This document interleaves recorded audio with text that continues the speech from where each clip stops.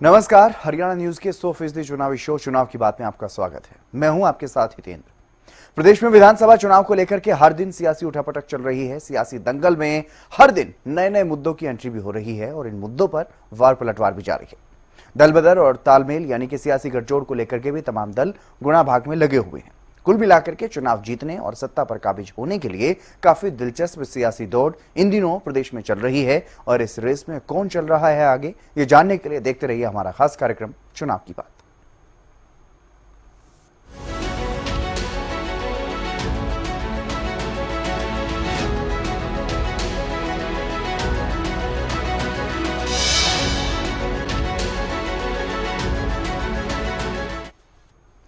और चुनाव की बात में सबसे पहले बात करते हैं सत्ता पक्ष की ओर से आ रही एक बड़ी खबर की। सत्ता पक्ष बीजेपी प्रदेश में चुनावी शंखनाद कर चुकी है और मंथन का दौर भी पार्टी में लगातार जारी है।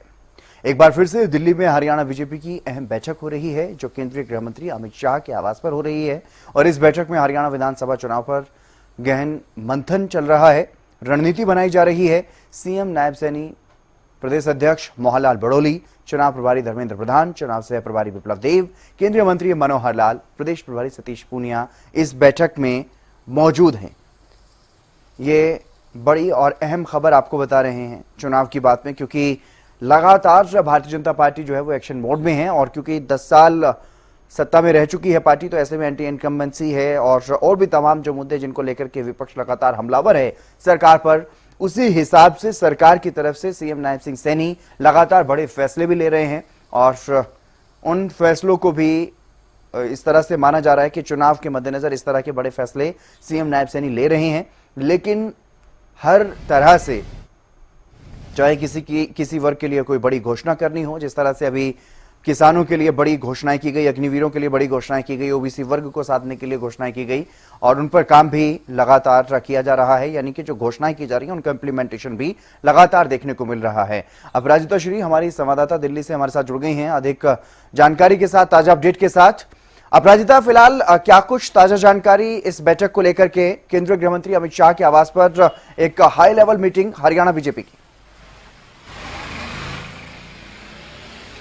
बिल्कुल, देखिए हितेंद्र, अभी मैं वहीं मौजूद है जहां पर ये अहम बैठक चल रही है। गृह मंत्री आवास पर ये अहम बैठक चल रही है। इस बैठक की अगर मैं बात करती हूं तो तमाम जितने भी हरियाणा बीजेपी की सीनियर लीडर्स है, यानी मुख्यमंत्री नायब सिंह सैनी, केंद्र मंत्री मनोहर लाल, साथ ही केंद्र मंत्री और जिन्हें चुनाव प्रभारी बनाया गया है धर्मेंद्र प्रधान इस बैठक में मौजूद है। साथ ही चुनाव सह प्रभारी विप्लव देव, साथ ही सतीश पूनिया मौजूद है इस बैठक में और साथ ही अध्यक्ष मोहनलाल बड़ोली भी इस बैठक में मौजूद है। काफी अहम ये बैठक मानी जा रही है। गृह मंत्री अमित शाह भी इस बैठक में मौजूद हैं। वही देखिए, अगर बात की जाए कि किस तरीके से तैयारियों की अगर बीजेपी की बात की जाए तो देखिए लगातार हमने देखा है किस तरीके से बीजेपी बैठकों का दौर देखने को मिल रहा है। दिल्ली आकर के बैठकों का दौर देखने को मिल रहा है, चाहे आरएसएस के साथ बैठक हो या फिर छोटी टोली की बैठक हो या धर्मेंद्र प्रधान के आवास पर बैठक की जा रही हो या अब गृह मंत्री अमित शाह के आवास पर बैठक हो रही है। तो लगातार बीजेपी एक्टिव मोड में नजर आ रही है विधानसभा चुनाव को लेकर। और ये कहना गलत नहीं होगा कि जब भी चुनाव की बारी आती है तो बीजेपी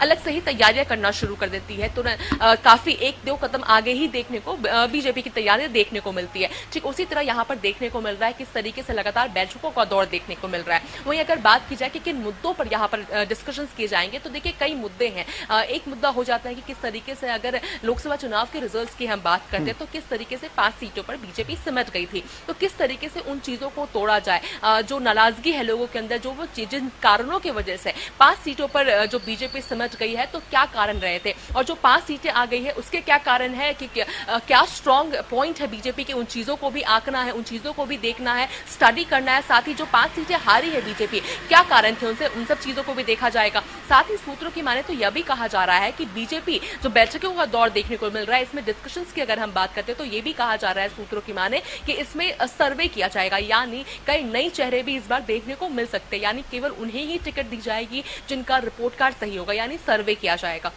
हमने लोकसभा में देखा था, इसी तरह का कोई चीज देखने को मिली थी कि सर्वे किया गया था और जिसकी रिपोर्ट कार्ड सही थी उन्हें ही टिकट दिया गया था। यही चीजें विधानसभा चुनाव में भी देखने को मिलेगी। कई नई चेहरे भी देखने को मिल सकते हैं, कई जो विधायक है उनके टिकट कटते हुए भी नजर आ सकती है। ये एक चीज हो जाती है। तीसरी एक चीज हो जाती है एंटी इनकम्बेंसी की, क्योंकि 10 साल से बीजेपी वहां पे सरकार पर है। हालांकि तीसरी बार का भी दावा कर रही है कि पूर्ण बहुमत के साथ तीसरी बार भी हम सरकार यहाँ पर बनाएंगे। ये दावा तो हालांकि करती हुई नजर आ रही है, मगर इस चीज को डिनाई नहीं कर सकते कि प्रदेश में एंटी इनकम्बेंसी वाली चीजें भी है। इन्हीं चीजों को देखते हुए जो सर्वे वाली बात हो गई, नए चेहरे को मौका दिया सकता है, इन चीजों को तोड़ने का प्रयास बीजेपी कर रही है। तो और भी कई मुद्दे हो जाते हैं विधानसभा चुनाव को लेकर के, किन मुद्दों को लेकर के जनता के सामने बीजेपी उतरेगी, ये तमाम चीजें इस बैठक में उम्मीद कर सकते हैं कि डिस्कस की जाएगी। जी चलिए, बहुत शुक्रिया अपराजिता, आप नजर बनाए रखिएगा।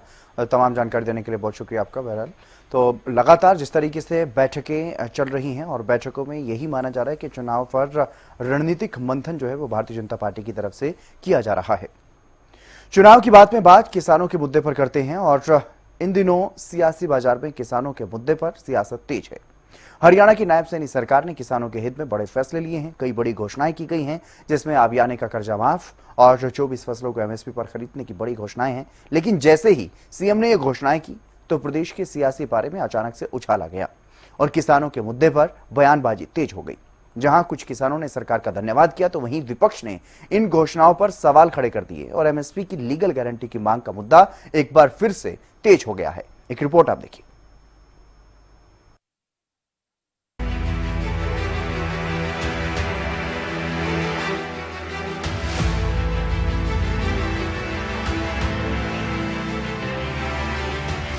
एमएसपी गारंटी पर राजनीतिक घमासान जारी है और हरियाणा में विधानसभा चुनाव से पहले ये सियासी घमासान और भी तेज हो गया है। केंद्र की बीजेपी सरकार भले ही एमएसपी गारंटी पर ऐलान करने से परहेज कर रही हो, लेकिन इस बीच हरियाणा की सैनी सरकार ने किसानों के लिए कई बड़े ऐलान कर दिए हैं। सैनी सरकार ने एमएसपी पर फसल खरीद के लिए बड़ा ऐलान करते हुए ये दावा किया कि अब प्रदेश में 24 फसलें एमएसपी पर खरीदी जाएंगी, यानी बिना गारंटी एमएसपी पर फसल खरीद का ऐलान। और इसके साथ ही और भी कई बड़े ऐलान किए गए। मुझे ये भी बताते हुए बड़ी खुशी हो रही है कि पिछले 10 वर्षों में हमारी सरकार ने किसानों की 14 अन्य फसलें भी एमएसपी पर खरीदने का काम किया था और आज 9 फसलें और बकाया हैं। हरियाणा प्रदेश की जितनी भी फसलें हैं सारी की सारी एमएसपी पर खरीदने का काम ये हमारी सरकार करेगी। आज मैं इसकी घोषणा करता हूं। मुझे इस बात की बड़ी खुशी है। आज मैं कुछ और घोषणाएं आज इस पवित्र भूमि से करना चाहूंगा कि आज हम कुरुक्षेत्र की उस पावन धरा के ऊपर उपस्थित हैं। आज मैं ये घोषणा करता हूं कि आज तक प्रदेश के किसानों को की तरफ से पिछले आबियाने का जो 133 करोड़ 55 लाख 48 हजार रुपए बकाया था, आज उसको माफ करने की मैं घोषणा करता हूं। इससे हरियाणा के किसानों को हर वर्ष लगभग 54 करोड़ रुपए की लागत की राहत मेरे हरियाणा प्रदेश के किसानों को मिलेगी। मुझे ये बताते हुए कि जो मुआवजा राशि उसके भुगतान के बारे में मैं बताना चाहता हूं कि कुछ कारणों से 2023 से पहले फसलों को प्राकृतिक आपदा से नुकसान के मुआवजे की कुछ गांव की राशि अभी तक लंबित थी। मुझे ये खुशी है कि आज इस पवित्र भूमि से आज हिसार, रोहतक, नूह, फतेहाबाद और सिरसा जिले के किसानों की लंबित 137 करोड़ रुपए की मुआवजा राशि अगले एक सप्ताह के अंदर उनके खाते के अंदर चली जाएगी। इन घोषणाओं को किसानों के मुद्दे पर सरकार को घेरने वाले विपक्ष पर कहीं न कहीं काउंटर अटैक माना जा रहा है, लेकिन इसके बावजूद इस मामले में कांग्रेस का आक्रामक रवैया जारी है। पूर्व सीएम भूपेंद्र हुड्डा ने सरकार से एमएसपी पर लीगल गारंटी की मांग की है, तो वहीं सीएम नायब सिंह सैनी ने इस मामले में विपक्षी दलों को नसीहत दी है और अन्य राज्यों में जहां कांग्रेस या अन्य विपक्षी दलों की सरकार है, उनसे भी फैसला लागू करने की मांग कर डाली। करते हुए आज फैसला लिया गया कि अब तक 10 नई फसलों नामंत की गई हैं, जिसमें रागी, सोयाबीन, काला तिल, नाइजर सीड, कुसम, जौ, मक्का, ज्वार, जूट, खोपरा और मूंग की खरीद, ये 10 फसलें हैं। इनकी खरीद एमएसपी पर वो हरियाणा सरकार अपने खर्चे के ऊपर वहन करेगी। कुल हरियाणा के अंदर 24 फसलें एमएसपी के ऊपर अब खरीदी जाएंगी। सरकार का ये ध्येय है कि किसानों की आय को स्थिर करना और उसमें बढ़ोतरी करना, ये हमारी सरकार का मुख्य ध्येय है। इससे फसल विविधीकरण को भी बढ़ावा मिलेगा। अन्य फसलें अगर किसान बोना चाहेगा तो उसके अंदर भी उसको अवसर मिलेगा। हरियाणा सभी फसलों को खरीद करने वाला ये देश का पहला राज्य है जो एमएसपी के ऊपर जो फसलों को खरीद करने वाला राज्य है। एकमात्र हरियाणा ये राज्य है। मैं पंजाब के सरकार को भी पूछना चाहूँगा कि भाई आप भी कुछ किसान की वहाँ की फसलें एमएसपी पर खरीदने का काम करें। मैं कांग्रेस को भी कहना चाहूँगा कि आपकी सरकार हिमाचल प्रदेश के अंदर है, कर्नाटक के अंदर आपकी सरकार है, आप भी वहाँ एमएसपी पर किसान की फसलों को खरीदने का काम करें। खाली होठ बजाने का कोई फायदा नहीं है। आज अखबार में पढ़ रहा था कि हम सारी फसलों के एमएसपी देंगे, मुख्यमंत्री ने कहा। अरे क्या झूठ बोलते हो भाई। पीछे 14 फसलों का कहा था हमने, कभी कुछ कहा। मैं पूरे हरियाणा में घूमता हूँ, कब सबको एमएसपी मिली, परेशानी के सर कोई काम नहीं है। उसकी प्रशंसा करूंगा। कल ही बयान दें कि हम सबको एमएसपी देंगे और एमएसपी की कानूनी गारंटी देंगे, ताकि जो कम दे तब मुकदमे में उनको अंदर करा सके। जब तो फायदा है, झूठे हुए आश्वासन देने का फायदा।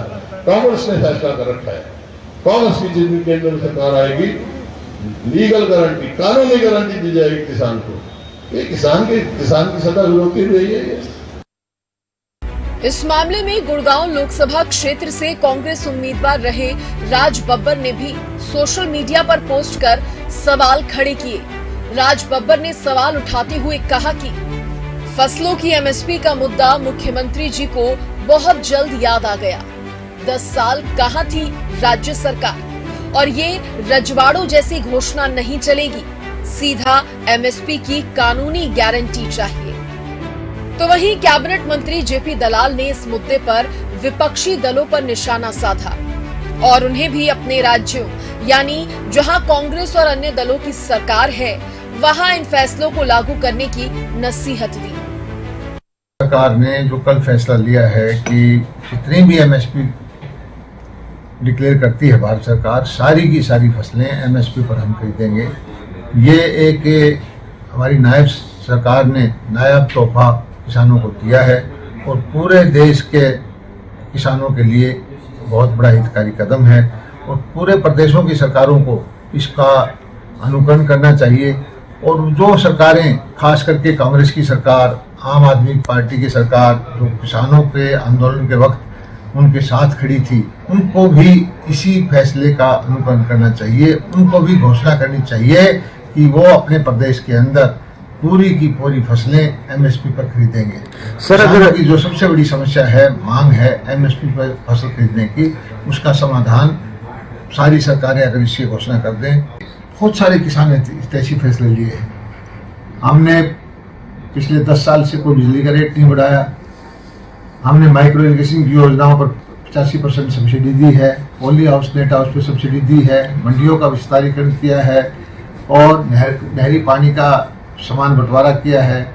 खाद के रेट जो है जबरदस्त केंद्र सरकार ने सब्सिडी देकर स्टेबलाइज किए हैं और मंडियां अच्छी चलाई है। अभी ये जो अंग्रेजों के जमाने का आबियाना था, उसको भी माफ करने का काम किया है। इससे भी किसानों को फायदा होगा। हमारी सरकार किसानों के प्रति समर्पित है। किसानों के मुद्दे पर सियासत जारी है और विधानसभा चुनाव में किसानों पर हर किसी की नजर है, क्योंकि प्रदेश में 75% से भी ज्यादा लोग खेतीबाड़ी से जुड़े हैं। भले ही सीएम नायब सिंह सैनी ने कई घोषणाएं किसानों के लिए कर दी हो, किसानों को राहत देने का काम सरकार ने किया हो, लेकिन एमएसपी की कानूनी गारंटी किसानों को सरकार ने अभी तक नहीं दी है। जो किसानों की पिछले लंबे समय से मांग चली आ रही है, वो अभी भी बरकरार है। इसीलिए विपक्ष इस मुद्दे को भुनाने में कोई कसर नहीं छोड़ रहा। ऐसे में देखना होगा कि विधानसभा चुनाव से पहले किसानों के मुद्दे पर हो रही सियासत के बीच किसानों का कितना फायदा होगा, और देखना यह भी दिलचस्प होगा कि किसानों के मुद्दे पर सियासी बयानबाजी से किस दल को कितना फायदा और किसे कितना नुकसान होता है। Bureau report, Haryana news.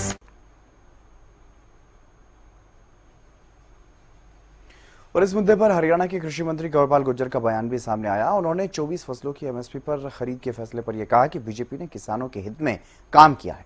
साथ ही कांग्रेस पर भी निशाना साधते हुए नजर आए और कांग्रेस पर युवाओं का शोषण करने का आरोप भी उन्होंने लगाया है।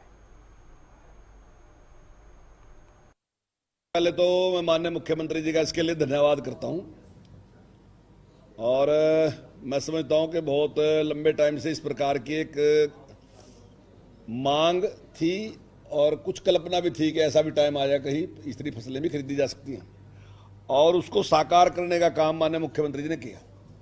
14 फसलें जो है वो पहले ही हरियाणा सरकार खरीद रही, और 10 फसलें और थी जो उन 10 फसलों की भी माननीय मुख्यमंत्री जी ने घोषणा की है। तो मैं समझता हूं इसके बाद कोई फसल नहीं बचेगी, सारी फसलों को हरियाणा सरकार खरीदेगी। और पूर्व के जो मुख्यमंत्री थे उन्होंने भी ये बात कही थी कि ये व्यवस्था करने की जिम्मेदारी जो स्टेट गवर्नमेंट है उसकी है, कि वो निश्चित करे कि जो दूसरी फसलें हैं वो खरीदें। और उन्होंने अपने कार्यकाल में जो हमारी बड़ी फसलें थी, चाहे वो बाजरा था चाहे सरसों थी, उनको भी खरीदने का काम किया, और बहुत ही सफलतापूर्वक वो सारा काम उन्होंने किया। इसके कारण में क्या नुकसान है वो मैं बता दें जरा। इनके टाइम में क्या था कि ठेकेदारों को हम देते थे, ठेकेदार जो है वो कर्मचारियों को रखते थे, और उन पे रखते थे तो उसमें भ्रष्टाचार भी खूब था। और ये हमारी जिम्मेदारी है कि गरीब के हितों की रक्षा करने की जिम्मेदारी हमारी है, तो कम से कम उसका शोषण नहीं होना चाहिए, हमें रोकना चाहिए। और हमने उसको रोकने का काम किया, और हमने कहा कि जो भी कर्मचारी काम करेगा हम सीधे पैसे उसके अकाउंट में डाल लेंगे, तो निश्चित तौर से उससे लाभ होया। लेकिन मैं समझता हूं कि दीपेंद्र हुड्डा जी को इस बात की दिक्कत होगी, क्योंकि वो ठेकेदार सारे के सारे इनसे संबंधित थे, इनकी पार्टी से जुड़े लोग थे, क्योंकि उसी टाइम के ठेकेदार थे सारे।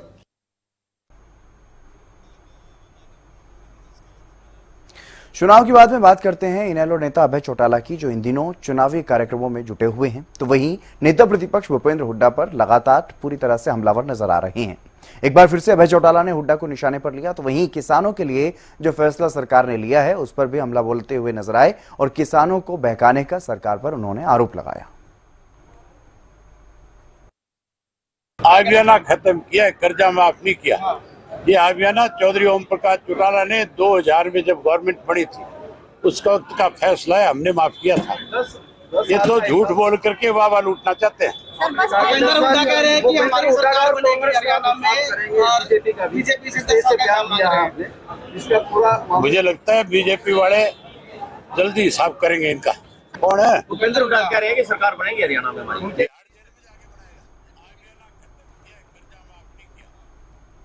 और चुनाव की बात में बात करते हैं सियासी गर्माहट की। हरियाणा में विधानसभा चुनाव हैं और ऐसे में सियासी सरगर्मी भी लगातार बढ़ती जा रही है। इसी बीच जहां कांग्रेस प्रभारी ने सीएम सैनी पर गंभीर आरोप लगाए हैं, तो वहीं सीएम सैनी ने भी पलटवार करते हुए कांग्रेस पर जमकर निशाना साधा। एक रिपोर्ट आप देखिए।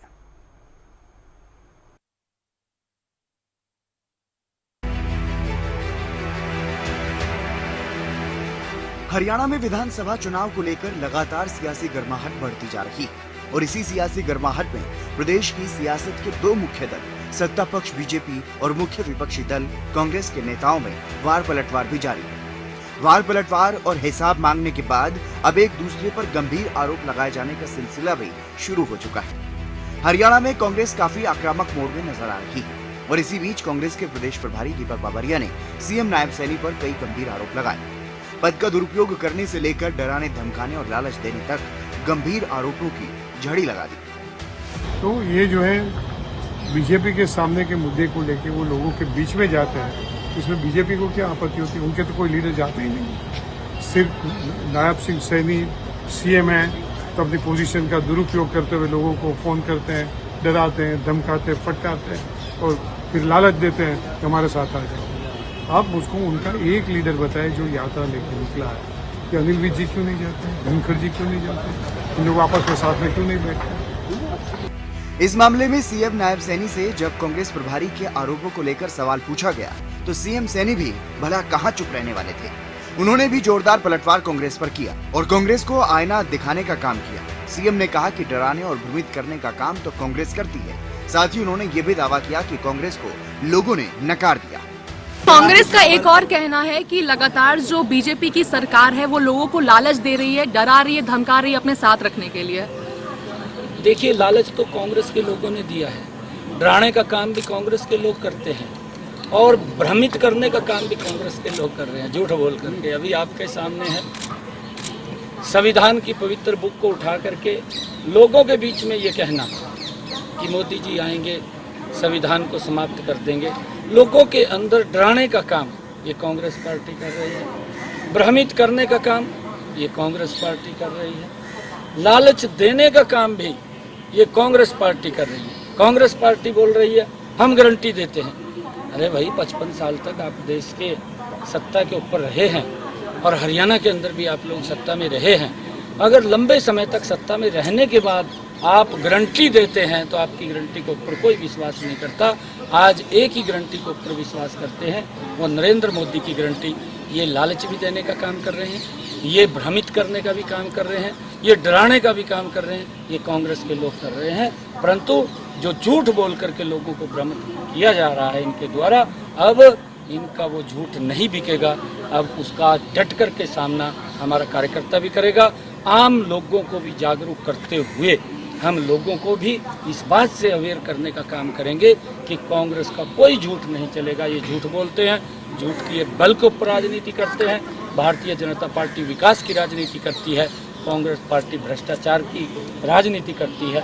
उस इनकी राजनीति से हम लोगों को अवगत कराने का काम करेंगे। सर, हरियाणा इतना ही नहीं, इससे पहले सीएम नायब सैनी और बीजेपी के प्रदेश अध्यक्ष मोहनलाल बड़ोली भी पूर्व सीएम हुड्डा पर गंभीर आरोप लगा चुके हैं।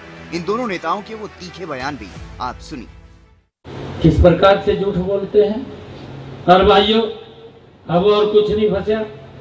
हुड्डा साहब चल दिए, बेटे नु लेकर गेल, बेटे नु गेल लेकर कहा चलो जी, कहा हिसाब मांगो रिया रहते, दे दो भाई हिसाब हिसाब।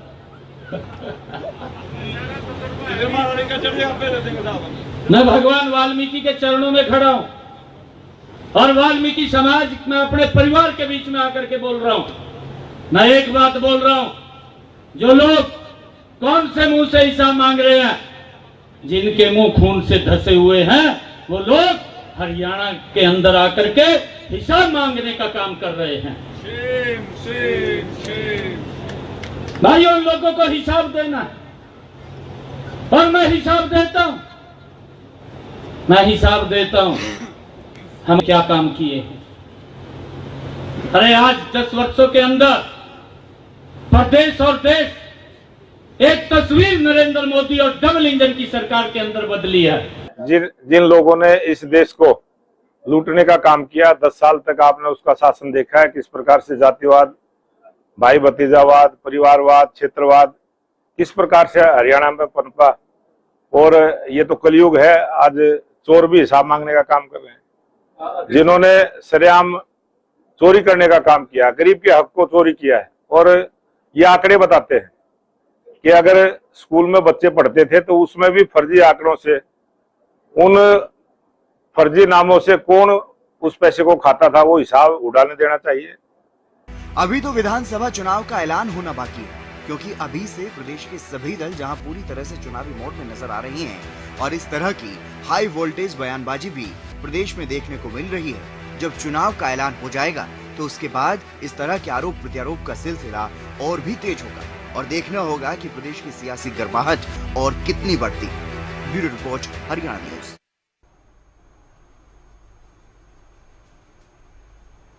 चुनाव के बाद में बात करते हैं बीजेपी के राज्यसभा सांसद रामचंद्र जांगड़ा की।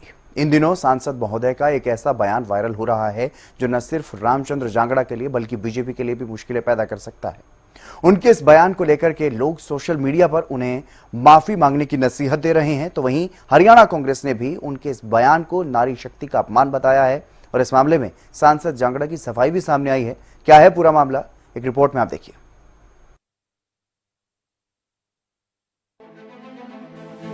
हरियाणा में सियासी पारा हाई है, विधानसभा चुनाव नजदीक हैं, तो ऐसे में जरा सी चूक भी नेताओं को भारी पड़ सकती है और कई बार इसका खामियाजा तो पार्टी को भी भुगतना पड़ सकता है। ऐसे में हरियाणा बीजेपी के राज्यसभा सांसद रामचंद्र जांगड़ा का एक ऐसा ही बयान काफी वायरल हो रहा है, जिसे लेकर लोग उनकी मानसिकता पर सवाल खड़ा कर रहे हैं और उनसे माफी की मांग भी की जा रही है। साथ ही हरियाणा कांग्रेस ने इस मामले में बीजेपी और सांसद महोदय पर सवाल खड़े किए। हरियाणा कांग्रेस ने सोशल मीडिया पर लिखा कि भाजपा सांसद रामचंद्र जांगड़ा की महिलाओं पर अभद्र टिप्पणी, लोकतंत्र के मंदिर में नारी शक्ति का हुआ अपमान, सांसद महोदय माफी मांगे भाजपा के प्रधान, हरियाणा मांगे हिसाब। अब आप सांसद रामचंद्र जांगड़ा का ये वायरल हो रहा बयान भी सुनिए। तो चलो मैं तो एक फिर हरियाणवी मिसाल के साथ खत्म करूंगा बस। फिर चलो करेगा। हरियाणा में एक आदमी बीमार हो गया, काफी उसको शरीर में तकलीफ थी, तो हॉस्पिटल में बेड के ऊपर लेटा हुआ था। नर्स आई, नौजवान थी, बड़ी सुंदर थी, और उसने उसका हाथ पकड़ के कहने लगे, ताऊ क्या तकलीफ है? तो कहने लगा, हाथ पकड़े रहे बस, मेरा कोई तकलीफ नहीं। यानी मोदी जी हमारा हाथ पकड़े रहो, फिर हमने कोई तकलीफ नहीं, सारी तकलीफ दूर हो जाती है जब मोदी जी हाथ पकड़े हुए हैं। मामला तूल पकड़ रहा है। ऐसे में सांसद रामचंद्र जांगड़ा ने विवादित बयान पर सफाई भी दी और कहा कि मैं डॉक्टर और नर्स को भगवान का रूप मानता हूं। जैसे डॉक्टर नर्स के हाथों में मरीज सुरक्षित होता है, वैसे ही पीएम मोदी के हाथों में गरीब का हित सुरक्षित है। इसी भाव के साथ ये बात कही गई थी। संसद में मेरे पास केवल मैं आखिरी वक्ता था, 2 मिनट का समय दिया था, तो मैं जितना कह सकता था उस हिसाब से मैंने अपनी बात को कहा। लेकिन मेरा आशय जो इसके पीछे जो मेरी भावना ये थी, मैंने शुरू में जो विश्लेषण दिया 1 मिनट में, कि प्रधानमंत्री नरेंद्र मोदी जी ने कुछ फैसले ऐसे हैं जो छोटे दिखाई देते हैं लेकिन उनका दूरगामी परिणाम होता है। जैसे यूपीएससी के एग्ज़ाम और इंटरव्यू उन्होंने अपनी मातृभाषा में और हिंदी भाषा में शुरू करवा दिए और उसका परिणाम ये हुआ कि गरीब से गरीब परिवारों के बच्चे जिनके सामने भाषा एक बाधा थी, उनके बच्चे IAS IPS बनने लगे। तो मैंने उसको एक संदर्भ में जोड़ते हुए कि राजा भी एक भगवान का रूप होता है और डॉक्टर और नर्स भी भगवान का रूप होते हैं, और भगवान के हाथों में जब हाथ आ जाता है तो आदमी अपने आप को सुरक्षित महसूस करता है। तो इसीलिए मैंने एक मिसाल वो दे दी हरियाणी में कि भाई जैसे हाथ में नर्स जी ने कहा कि भाई आप कैसे हैं, तो क्या मैं निश्चिंत हूँ, अब मेरा कोई दर्द नहीं है। क्योंकि मेरा संदर्भ इसके पीछे यही था कि जैसे मोदी जी के हाथों में हाथ सुरक्षित हैं गरीब आदमी के हित, इसी तरह ऐसे सुरक्षित हैं जैसे डॉक्टर और नर्स के हाथों में मरीज का मतलब जीवन सुरक्षित होता है। मैं डॉक्टर और नर्स को भगवान का रूप मानते हुए इसको संदर्भित किया था, ना कि कोई अश्लीलता का भाव। कुछ दिन पहले ही गोहाना विधानसभा सीट से अपनी दावेदारी पेश कर रहे सांसद रामचंद्र जांगड़ा इस विवादित बयान को लेकर के अब घिर गए हैं और हरियाणा में मुख्य विपक्षी दल कांग्रेस के निशाने पर आ चुके हैं। भले ही सांसद जांगड़ा ने इस मामले में सफाई दे दी हो, लेकिन अभी तक माफी भी नहीं मांगी। ऐसे में अब देखना होगा कि ये मामला और कितना तूल पकड़ता है और बीजेपी आला कमान की तरफ से इस पर क्या सफाई दी जाएगी या नहीं, ये भी देखना होगा। Bureau report, Haryana news.